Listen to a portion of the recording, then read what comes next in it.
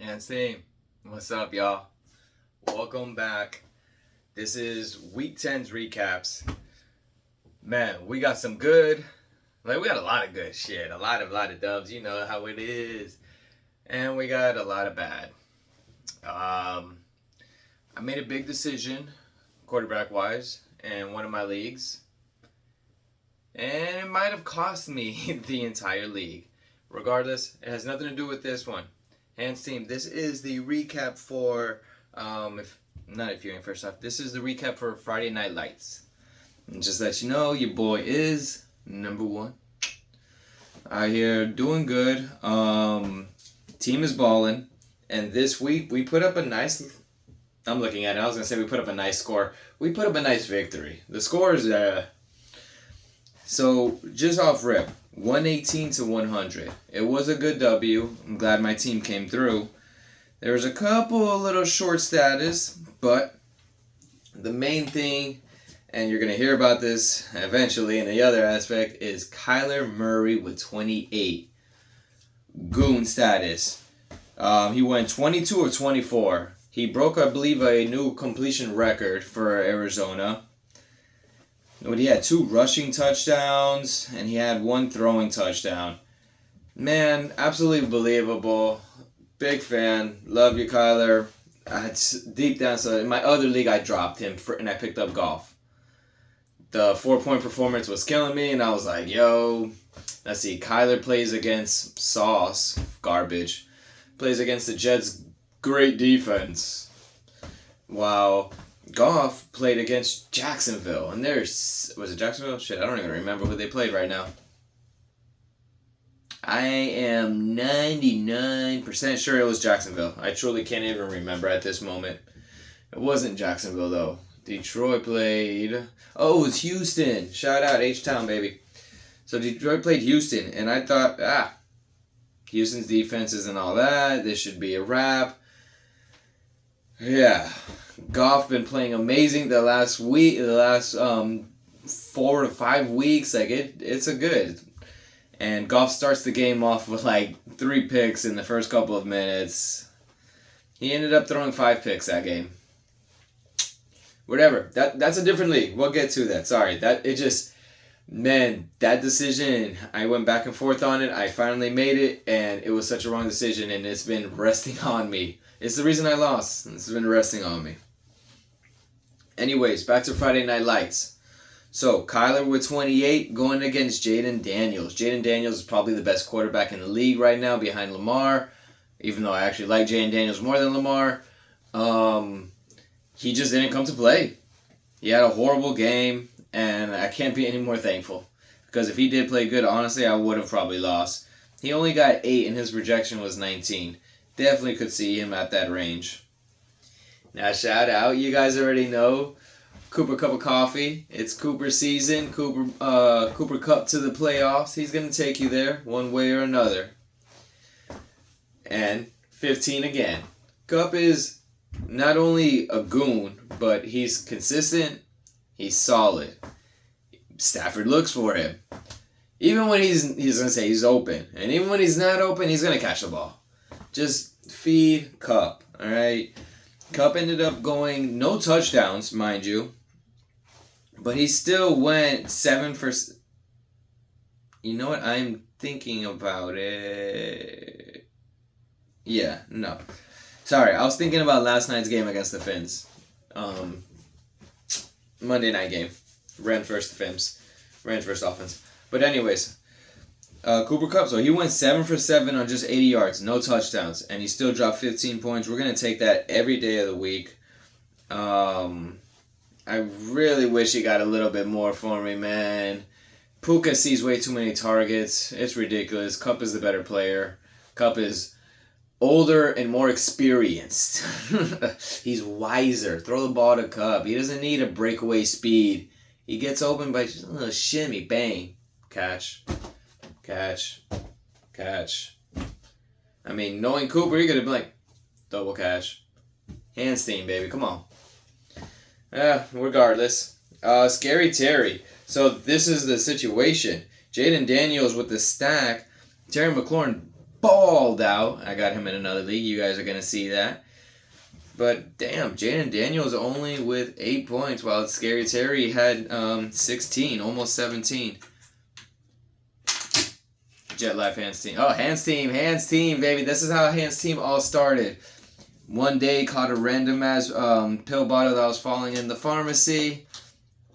And just, it's like, Hands Team. Said it, and I say it every time I catch something, or somebody makes an incredible catch or something. I'm like, hey, Hands Team. And I don't know, it's stuck. So here we are, Hands Team. Welcome to the nation, baby. Alright, anyways, I'm done being foolish. Getting back to it, Garrett Wilson.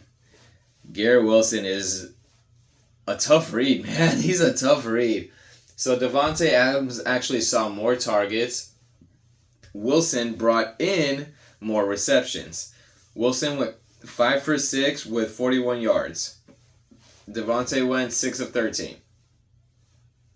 So, I don't know, man. To me, the clear cut is Garrett Wilson. He's better. He's younger. He's faster. Davante Adams probably got him on route running, crispness, getting open, as well as just hands in general.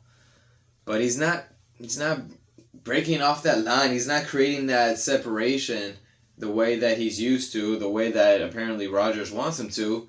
While on the other hand, Garrett Wilson is like freaking Jordan touchdown catches.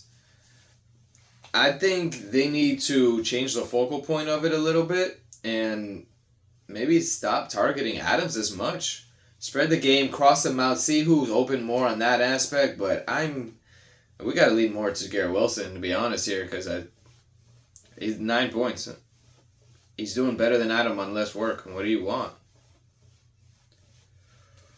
Oh, man, Cortland Sutton. What a banger.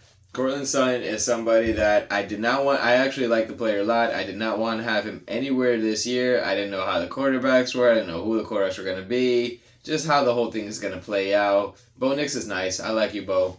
I didn't think you were going to be good, though. I didn't know really much about you, to be honest, dog. And Cortland Sutton has been balling, bro. Shout out to Cortland Sutton. You know what, man? Every week thing.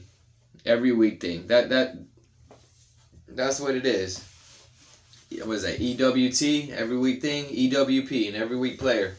Start him, dog. Cortland Sutton. Start him.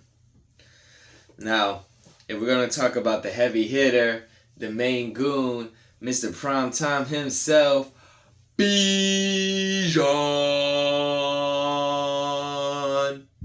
Bijan Robinson, baby. Monster in his own right. You already know Bijan is a beast, and he's been killing the workload lately. I think over his last 5 games, he's broken over 100 scrimmage yards. This last game itself, he ended up having 2 touchdowns, 20 touches, bro. Loving that. I haven't looked up to see what was Algiers' touch count. I don't need to see it. 20 touches for Bijan. Thank you.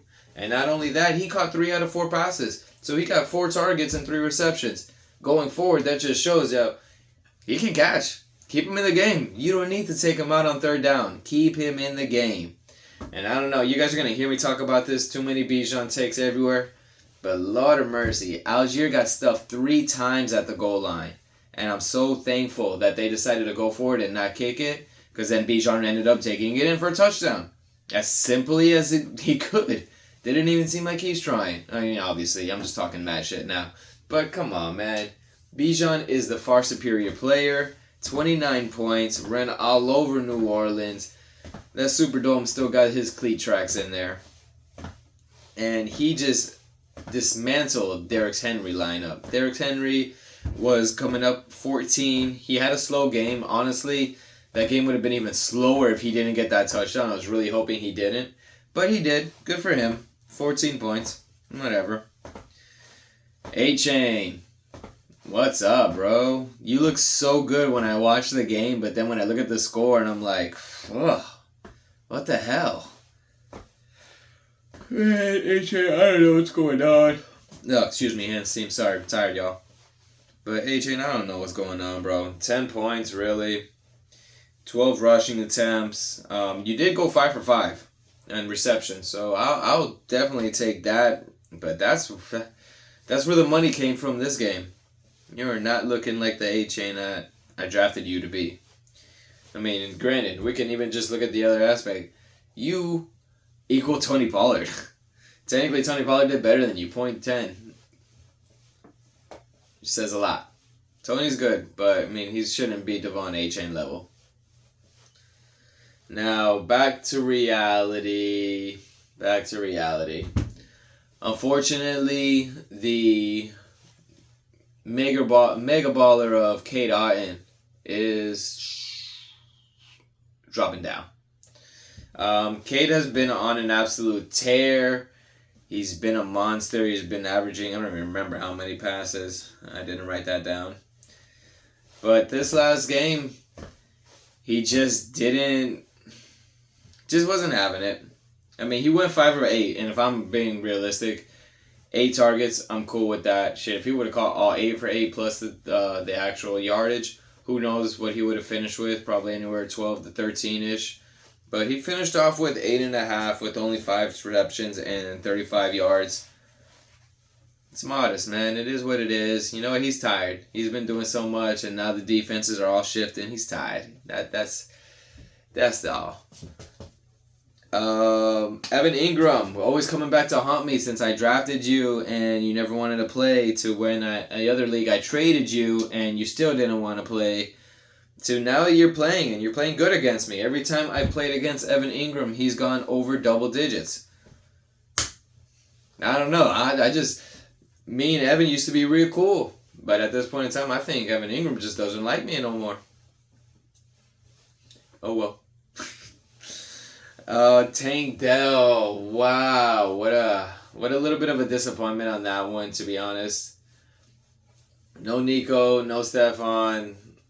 I mean, the whole Houston was disappointment. I don't know. I was very looking forward to seeing what you can do going, without them again. I was hoping for another 17-point performance, but obviously not. You went 5 of 9. We'll see what happens going forward. Undecided whether I'm going to continuously play you or not, because I feel like this is your peak per se, and I don't like it.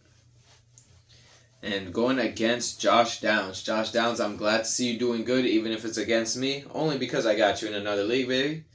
Big fan. Kid's a beast. 14 points to the dome. Yeah, right. But regardless of that, kickers. Brandon Aubrey. With only 7. I mean, I'm talking like he did a lot. He only gave me 7 points. Ain't nothing crazy on that. Justin Tucker only gave him 3 points, so I'll take the 7. 7! I'll take it. That 7, by the way, that's from an old Dave Chappelle skit. They were playing dice. I think it was like the dice gambling, oh my god, what was it called? It was the World Dice Gambling something, championships or something, I don't remember. This is such a long time ago. Yeah, be sure. 7! Alright, anyways, if you guys haven't seen that skit, you should definitely see it. It's hilarious. But, back to football. Yeah, I'm going to look for the skit. And if I got the time, let's stretch this out a little bit. If I got the time, I'm going to go ahead and I'll put the skit there in the bottom. Or maybe I'll put it at the end of the video. Make it even better. Anyways, so Atlanta's defense going against New Orleans. I didn't really have much of an option. I forget who I had before. I've been streaming defenses all year. So I kind of had to make a decision. That was the wrong decision, apparently. I don't know why. They were so ranked so high. Derek Carr came back to play, and he played. Chicago. Well, it's not like Derek Carr was the reason they won, but he was the primary factor. If Rattler was in, then it would have been a different story. He played Chicago against New England, and I'm pretty sure he thought the same thing too. Not the best defenses, but hey, they're decent, and they're good enough to get takeaways and turnovers, and against a shit offense, might as well. Yeah, it didn't work out for you either, bro. 5 points. You only got 3 more points than me, and you had the much better matchup.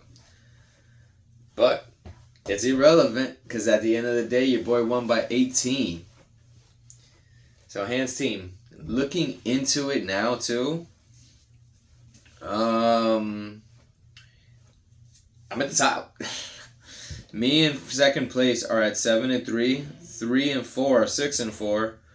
5 and 6 are 5 and 5. And 7 and 8 are 4 and 6. 9 and 10 are 3 and 7. Wow, we just out here in twos over here. Straight coupling. Deuce, deuce. It's tough, man. It's very, very tough. So because this league is only top 4 make playoffs, it's actually being pushed out a little bit longer than expected. This league goes out. I think we have 5 more weeks till playoffs, right? Everywhere else is 4 more weeks. And kicks out another league. Kicks out another week. So I gotta keep on winning. Just gotta keep on winning. As long as I can win this next 2 matchups, I'm good. I'm golden. Because even after that, if I lose, I need Adam's family to lose. It's just so close. 2, 3, and 4. Me and 2 are tied, and 3 and 4 are separated by, or I'm separated by them by one game. So it ain't easy. It ain't easy. But I would like to say shout out to my dog Tony being at the bottom there. Commish. I'm just talking mess, man. But Hans team, that was the recap for Friday Night Lights. Like I said, it was another W. We're coming through. Let's get these dubs, man. Good luck to y'all. I'm going to get to you with these next videos coming soon. Let's do it. And I'm going to leave some space right now. If the video just cuts, that means I could not find the clip or I couldn't insert it. Copyright. Who knows? All that nonsense. But if not, I'm going to leave a little bit of space right there so you can see that. 7! That's that Dave Chappelle skit. Put in. Put up or shut up. Time to double up. Here to take everybody's money. 7! What y'all know about?